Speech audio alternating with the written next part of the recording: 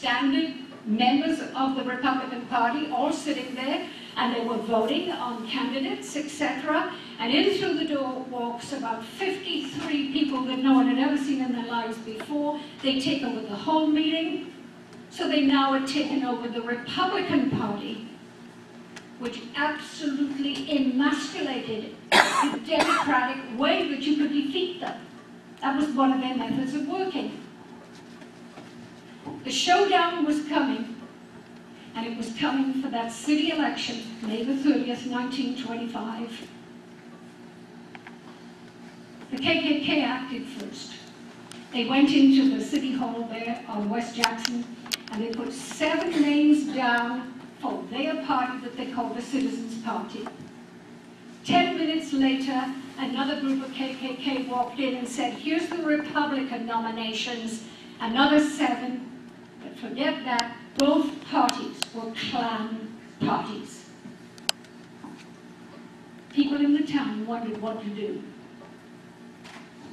About a week before nominations had to be finalized, 5 men met in secret in Dr. Bamford's clinic. Dr. Bamford was also anti-Klan. They discussed what was happening in the town. They said, look at the divisions, look at the angers, look at the hatreds. And furthermore, we've got no future hope for our city of Centerville. Look what's happening to the economy of the town. Look what's happening to the drop in employment. Does this sound familiar? The 5 men met in secret and came up with a plan. In secret, they contacted 100 people in the town that were known to be anti-Klan. They contacted they had to do it in secret because if they were going to have a meeting, they know the KKK would just send more members in the room and vote them out. They met over the Association of Commerce room on 13th Street. And in secret, they decided to form their own party. They called it the Lincoln League. And then they waited, and they waited, and the KKK were nearly going nuts. When are these nominations for this other side going to come out? About 10 minutes before the nominations could close, the Lincoln Party representatives walked into the City Hall and placed their names on file to stand in the election. KKK went nuts. Angry, why couldn't they tell us, etc. Then 2 days before the election, they started asking people around the town to send their names to the newspaper, to the Iowegian, which had always opposed them because of Jesse Beck.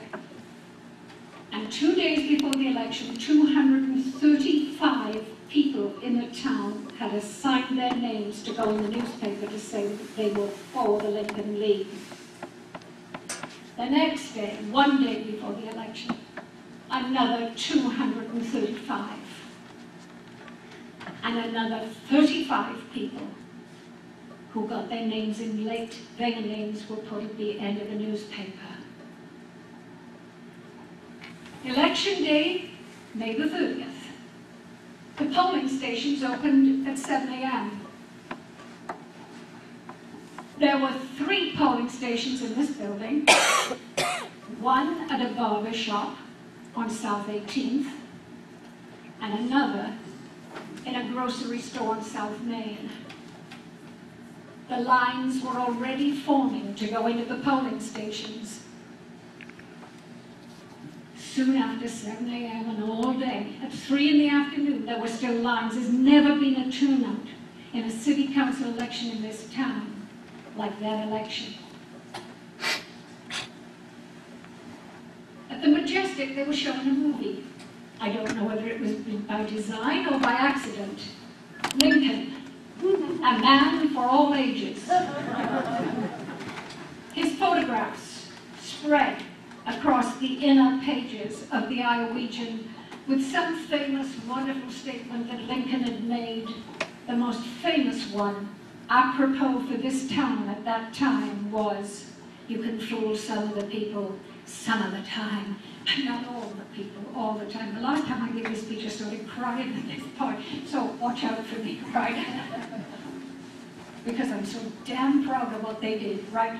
Anyway, the election results we started to count about 7 in the evening. And the Lincoln League had swept every single polling station by 500 to 900 votes. The story got out. The movie in the Majestic was stopped. It was announced. People stood up, they clapped and they cheered. There were bands, there were parades all around the square. There were fireworks. There were wonderful bonfires being lit. It went on all through the night. And the KKK had met their match. And they'd met their match in this town. Thank you for listening to me.